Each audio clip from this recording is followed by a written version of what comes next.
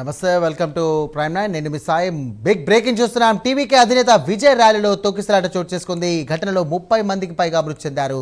పలువురికి తీవ్ర గాయాలయ్యాయి. క్షతగాత్రులను కరూర్ ఆసుపత్రికి తరలించారు. తొక్కిసలాట ఘటనపై సీఎం ఎంకే స్టాలిన్ దిగ్భ్రాంతి వ్యక్తం చేశారు. పరిస్థితిని ఎప్పటికప్పుడు తెలుసుకొని తగిన చర్యలు తీసుకోవాలని ఆయన ఆదేశించారు.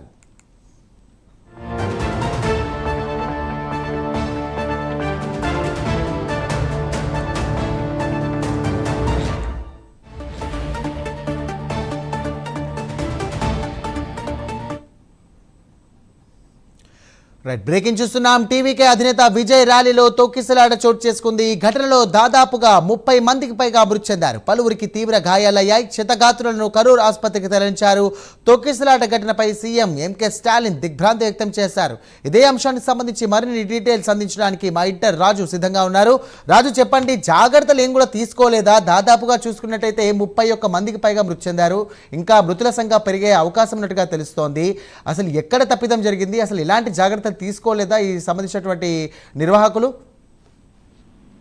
సాయిరామ్, మొత్తానికి ఈ టీవీకే అధినేత విజయ్ కి సంబంధించినటువంటి రోడ్ షోలో ఒక భారీ ప్రమాదం జరిగింది. ఇంతకుముందు మనం చెప్పుకున్నాం, అప్పటికి 29 మంది చనిపోయారు. అధికారికంగా కూడా ప్రకటన వెలువడాలని చెప్పేసి మనం అనుకున్నప్పుడు కూడా ప్రస్తుతానికి ఆ సంఖ్య 33కి చేరినటువంటి పరిస్థితి. అంటే దాదాపు ఒక హాఫ్ అన్ అవర్ ముందు 29 మంది చనిపోయారు. ఇప్పుడు ఆ మృతుల సంఖ్య 4 పెరిగింది. అంటే దాదాపు 33 మంది చనిపోయినట్టు ప్రస్తుతానికి మనకు సమాచారం అందుతూ ఉన్నట్లు పరిస్థితి. అంటే గంటకు కూడా మృతుల సంఖ్య పెరుగుతుంది. ఎందుకు ఇలాంటి పరిస్థితి వచ్చిందంటే, కరూరులో విజయ్ నిర్వహించినటువంటి మీటింగ్ లో భారీ తొక్కిసలాట చోటు చేసుకోవాలి. ఎప్పుడైనా సరే స్టాంపేడ్ జరిగిన వెంటనే కూడా ఒకరి మీద ఒకరు తొక్కిసలాట జరగడం, అంతేకాకుండా వాళ్ళకి సంబంధించినటువంటి మెయిన్ ఆర్గాన్స్ డ్యామేజ్ అయ్యేటువంటి అవకాశం, అంటే ఊపిరి ఆగిపోయేటటువంటి ఛాన్సెస్ ఉన్నాయి. సో కాబట్టి చాలా మంది వరకు కూడా అక్కడ ఈ తొక్కిసలాటలో క్షతగాతులు అయినటువంటి వాళ్ళని రెస్క్యూ చేయడం చాలా ఇబ్బందిగా మారింది. ఎందుకని మృతుల సంఖ్య పెరుగుతోంది అంటే రెస్క్యూ చేయడం చాలా కష్టంగా మారినటువంటి పరిస్థితి. ఎందుకంటే భారీ ఎత్తున, అంటే ఈ సభకి సరైనటువంటి ఆర్గనైజ్డ్ గా లేకపోవడం, అంటే రోడ్ షో నిర్వహించేటువంటి సందర్భంలో రోడ్ షోకి కొన్ని ప్రత్యేకమైనటువంటి పరిమితులు ఉంటాయి. వాటికి సంబంధించినట్టు కొన్ని జాగ్రత్తలు తీసుకోవాలి. కానీ అలాంటివి ఏమీ లేకుండా ఒక వేలం వెర్రిగా జనాలు కూడా వచ్చేసినటువంటి పరిస్థితి. ఎటు చూసినా సరే జనసందోహం ఉన్నటువంటి పరిస్థితి. దీంతో పాటు విజయ్ దాదాపు 6 గంటలు, అంటే ఆయన చెప్పినటువంటి షెడ్యూల్ కంటే 6 గంటలు ఆలస్యంగా వచ్చారని చెప్పేసి కూడా మనకు సమాచారం అవుతుంది. మరి ఈ నేపథ్యంలో భారీ ఎత్తున వచ్చినటువంటి వాళ్ళంతా కూడా అప్పటికే విసిగి వేసారిపోయినటువంటి పరిస్థితి. అయితే విజయ్ రాగానే ఒక్కసారిగా వాళ్ళంతా కూడా ముందుకు తీసుకొచ్చేటువంటి ప్రయత్నం చేశారు ఆయన ఎక్కినటువంటి వెహికల్ దగ్గరికి. సో ఆ సందర్భంలో ఈ తొక్కిసలాట చోటు చేసుకుంది. తొక్కిసలాటలో తొలుత ఒక 2 చనిపోయారని చెప్పేసి కూడా అందరూ భావించారు. కానీ అది గంటకు కూడా మృతుల సంఖ్య పెరుగుతూ ఉన్నటువంటి పరిస్థితి. అయితే విషయం తెలుసుకున్నటువంటి తమిళనాడు సీఎం స్టాలిన్ ఇప్పటికే అక్కడ ఉన్నటువంటి ఆరోగ్య శాఖ మంత్రి కావచ్చు, అంతేకాకుండా కరూరు జిల్లా కలెక్టర్ కి అంటే ఆదేశాలు కూడా ఇవ్వడం జరిగింది. ఎవరికి కూడా ఎలాంటి ఇబ్బంది లేకుండా, అంటే తొక్కిసలాటల ఘటనలో గాయపడినటువంటి క్షతగాతులు ఎవరైతే ఉంటారో వీళ్ళందరికీ కూడా మెరుగైనటువంటి చికిత్స అందించాలి, ఏ మాత్రం కూడా ఉపేక్షించొద్దు అని చెప్పేసి చాలా గట్టిగా ఆయన ఆదేశాలు కూడా జారీ చేసినటువంటి సిచ్యువేషన్ అయితే ఉంది. అయితే చనిపోయినటువంటి వాళ్ళలో మహిళలు అలాగే చిన్నపిల్లలు ఎక్కువ మంది ఉన్నారు అనేటటువంటి అంశం కాస్త దిగ్భ్రాంతికి గురి చేస్తూ ఉన్నటువంటి పరిస్థితి. ఎందుకంటే మహిళలు చిన్నపిల్లలే చనిపోయినటువంటి వాళ్ళు ఎక్కువ సంఖ్యలో ఉన్నారు అని చెప్పేసి చెబుతూ ఉన్నటువంటి పరిస్థితి అయితే ఉంది. సో ప్రస్తుతానికైతే ఇప్పటికే ఆరోగ్య శాఖ మంత్రి అక్కడ కరూరుకి చేరుకునేటటువంటి పరిస్థితి ఉంది. అంతేకాకుండా జిల్లా కలెక్టర్ కూడా అక్కడికి చేరుకొని అక్కడ సహాయక చర్యలు చేస్తున్నారు. అయితే ఇక్కడ ఏంటి అంటే, అక్కడ తొక్కిసలాట జరిగినటువంటి నేపథ్యంలో తొక్కిసలాటకు సంబంధించి రెస్క్యూ చేయడం ఇబ్బందికరంగా మారినటువంటి పరిస్థితుల్లో ఏం చేయాలో అర్థం కాని సిచ్యువేషన్ అక్కడ ఉన్నటువంటి అధికార యంత్రాంగాన్ని కూడా వెంటాడుతూ ఉన్నటువంటి పరిస్థితి. ఇప్పటి వరకు కూడా మనకు ఉన్నటువంటి సమాచారం మేరకు దాదాపు 33 మంది వరకు కూడా చనిపోయారని చెప్పేసి తెలుస్తుంది. ఇది ఇంకా కూడా అధికారికంగా ప్రకటించాలి. సో అధికారికంగా ప్రకటించిన తర్వాత ఈ సంఖ్య ఎంత అనేది తెలుస్తుంది. ప్రస్తుతానికి మాత్రం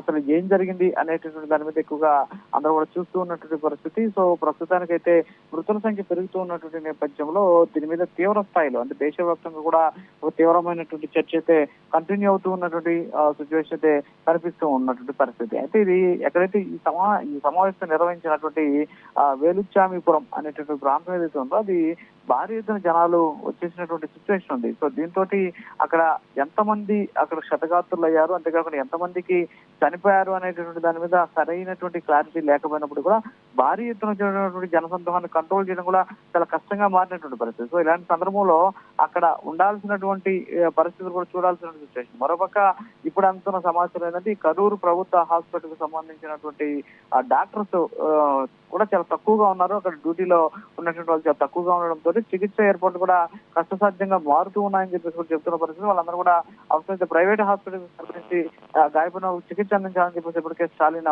ఆదేశాలు అయితే జారీ చేసినటువంటి ఆ సిచ్యువేషన్ ఉంది. మరొక ఆరోగ్య శాఖ మంత్రి సుబ్రహ్మణ్యన్ కావచ్చు, అలాగే పాఠశాల విద్యాశాఖ మంత్రి అన్విల్ మహేశ్వరన్ ప్రస్తుతానికి కరూరుకి వాళ్ళు కూడా బయలుదేరినటువంటి పరిస్థితి. మరోపక్క అడిషనల్ డీజీపీని ఇప్పుడు అక్కడికి వెళ్లాలని చెప్పేసి ఆయన ఆదేశాలు కూడా జారీ చేసినటువంటి పరిస్థితి. మరోపక్క స్టాలిన్ అధికారిక ప్రకటన కూడా ఒకటి ప్రకటించారు. అందులో కరూరులో జరిగినటువంటి ఘటనకు సంబంధించి ఆందోళన కలిగిస్తుంది, బాధితులకు వెంటనే కూడా చికిత్స అందించాలని చెప్పేసి ఇప్పటికే అధికార యంత్రాంగాన్ని ఆదేశం, పోలీసు ఉన్నతాధికారులని రెస్క్యూ చేయాలని చెప్పేసి ఆదేశాలు జారీ చేస్తామని చెప్పేసి ఆయన అధికారికంగా ప్రకటన కూడా విడుదల చేసినటువంటి పరిస్థితి అయితే ఉంది. సో ఓవరాల్ గా మనం కానీ చూస్తే ఈ సభ ఏదైతే ఉందో ఇది విజయ్ నేను వస్తున్నా అనేటటువంటి ఒక కార్యక్రమం అన్నమాట.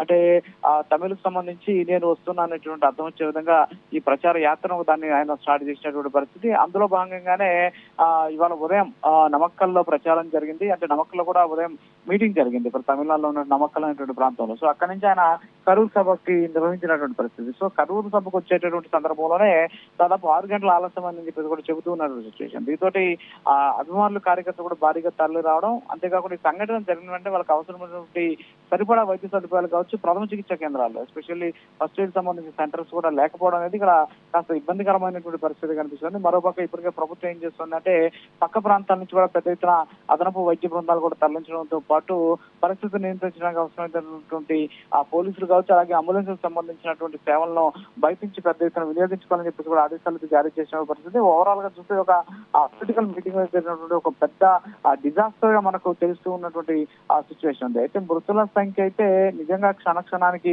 మారుతూ ఉన్నటువంటి పరిస్థితి అయితే ఉంది. ఇంతవరకు 33 మంది అన్నారు, కొంతమంది ఏమో 40 మంది వరకు కూడా చనిపోయారని చెప్పేసి చెబుతూ ఉన్నటువంటి పరిస్థితి అయితే ఉంది. సో ఏదైనప్పుడు కూడా ప్రస్తుతానికి ఈ తొక్కిసలాట దిగ్భ్రాంతిని అయితే వ్యక్తం చేస్తూ ఉన్నటువంటి పరిస్థితి. తమిళ వెట్రి కలగంకు సంబంధించినటువంటి మీటింగ్ లో ఇంత పెద్ద విషాదం చోటు చేసుకోవడం అనేది నిజంగా ఒక పొలిటికల్ మీటింగ్ డిజాస్టర్ గా దీన్ని మనం చెప్పొచ్చు. సో మొత్తానికైతే ప్రస్తుతం ఈ ఘటనకి సంబంధించి ఒక పక్క ప్రభుత్వం సహాయక చర్యలని తీవ్రతరం చేసినటువంటి పరిస్థితి. సో ఆయన మాట్లాడుతున్న సందర్భంలో తొక్కిసలాట జరుగుతుంటే విజయ్ కూడా మీటింగ్ ని ఆపేసినటువంటి సిచ్యువేషన్ ఉంది. సో విజయ్ ఇప్పటి వరకు స్పందించలేదు. ఆయన ఏ విధంగా స్పందిస్తారనే దాని మీద అయితే అందరూ కూడా ఆసక్తి ఎదురు చూస్తూ ఉన్నటువంటి సిచ్యువేషన్ అయితే కనిపిస్తుంది. పేరం చూసుకున్నట్టయితే రాజు, మొత్తం మీద కూడా దాదాపుగా ఇంకా మృతుల సంఖ్య పెరిగే అవకాశం ఉన్నట్టుగా తెలుస్తుంది. అనుకున్న స్థాయి కంటే ఎక్కువగానే జనాలు వచ్చినట్టుగా కూడా మనం విజువల్స్లో చూస్తున్నాం. దీనికి సంబంధించి కూడా సీఎం కూడా దిగ్భ్రాంతి వ్యక్తం చేశాడు. అసలు ఇలాంటి సమయంలో మనకు తెలిసి ఎలాంటి జాగ్రత్తలు తీసుకుంటే బాగుంటుందని అనుకోవచ్చు? వాస్తవంగా ఏంటి అంటే పొలిటికల్ మీటింగ్స్ జరిగేటటువంటి సందర్భంలో జాగ్రత్తలు అనేది చాలా ఇంపార్టెంట్ ఇక్కడ. ఎందుకంటే ఎంతమంది వస్తారని తెలియదు. ఇంకోటి ఏంటంటే విజయ్ అక్కడ ఒక మాస్ లీడర్. ఆయన మాస్ లీడర్ అయినటువంటి నేపథ్యంలో భారీ ఎత్తున ఆయన అభిమానులు అక్కడికి చేరేటటువంటి అవకాశం ఉన్నాయి. ఇలాంటి సందర్భంలో ఏం చేయాలి? పోలీసుల దగ్గర నుంచి ముందు పోలీసుల దగ్గర నుంచి సరైన అనుమతులు తీసుకోవాలి. అంతేకాకుండా ఈ సభ రోడ్ షో నిర్వహించిన సందర్భం చాలా జాగ్రత్తలు తీసుకోవాల్సిన విషయం ఉంటుంది. ఎందుకంటే భారీ బహిరంగ సభ అంటే ఒక ప్రాంతంలో ఉంటుంది, ఆ ప్రాంతానికి సంబంధించి బారికేళ్లు ఉంటాయి, మొత్తం ఏర్పాట్లు ఉంటాయి. కానీ రోడ్ షోకి అలాంటి పరిమితులు ఏమి ఉండవు. అంటే వచ్చినటువంటి వాళ్ళందరూ కూడా కనిపించినటువంటి వాళ్ళంతా కూడా అక్కడే వచ్చేస్తారు కాబట్టి సో అంత దానికి పరిమితులు ఉండవు. సో పరిమితులు లేనటువంటి సభ కాబట్టి ఖచ్చితంగా దాని మీద ముందస్తు జాగ్రత్తలు అనేవి చాలా అవసరం. ఎందుకంటే వచ్చినటువంటి వాళ్ళని కంట్రోల్ చేయడం ఒక పక్క, మీటింగ్ జరిగేటటువంటి సందర్భంలో బయటికి వెళ్ళడానికి అవసరమైనటువంటి మార్గాలను చూసుకోవడం ఒక పక్క, మరోపక్క ఇంతమంది వస్తారు అని చెప్పేసి అంచనా వేసుకోవడం. సో పెద్ద సంఖ్యలో వస్తున్నారు అంటే వాళ్ళకి అవసరమైనటువంటి ఏర్పాట్లు చేయడం. అంటే ఒకవేళ ఇన్ కేసు స్టాంపేడ్ జరుగుతుంది, ముందు స్టాంపేడ్ జరగకుండా చర్యలు తీసుకోవాలి. ఒకవేళ జరిగితే ఎలాంటి జాగ్రత్తలు తీసుకోవాలి అనేందుకు అవసరమైనటువంటి ముందస్తు జాగ్రత్తల్లో భాగంగా ఫస్ట్ ఎయిడ్ సెంటర్స్ కావచ్చు, అంబులెన్సెస్ కావచ్చు, వాళ్ళకి అవసరమైన వైద్య సేవలు కావచ్చు, వీటన్నిటి కూడా సిద్ధం చేసుకోవాల్సినటువంటి అవసరం ఉంటుంది. అంతేకాకుండా రోడ్ షోకి సంబంధించి ముందుగానే అంటే వచ్చేటటువంటి అంతా కూడా క్రమ పద్ధతిలో ఉండే విధంగా తొక్కిసలాటకి ఆస్కారం లేకుండా ఉండే విధంగా చర్యలు తీసుకోవాల్సినటువంటి అవసరం ఉంది. సో అలా కాకుండా ఆయన ఒక మాస్ లీడరు. సో జనాలంతా కూడా పెద్ద సంఖ్యలో వచ్చేసారు. వచ్చినటువంటి వాళ్ళంతా కూడా ఒక్కసారిగా ముందుకు రావడం, ఆయన 6 గంటల ఆలస్యంగా రావడం, ఇవన్నీ కూడా బెరసి అక్కడికి వచ్చినటువంటి వాళ్ళు ఒక్కసారిగా ఆయన మీదకు దూసుకెళ్లేటటువంటి ప్రయత్నం చేయడంలో ఈ ఘటన జరిగింది అనేది ఇక్కడ మనకు స్పష్టంగా తెలుస్తూ ఉన్నటువంటి పరిస్థితి. సో ఇందులో కొంతమంది చిన్నపిల్లలు చనిపోయారు, అలాగే కొంతమంది మహిళలు కూడా చనిపోయారని చెప్పేసి చెప్తూ ఉన్నటువంటి పరిస్థితుల్లో ఇంకా కూడా మృతుల సంఖ్య మీద అయితే క్లారిటీ లేదు. ప్రస్తుతానికి 32 నుంచి 40కి ఈ మృతుల సంఖ్య పెరిగింది అనేటువంటి వాదన వ్యక్తమవుతుంది. Right, thank you Raju.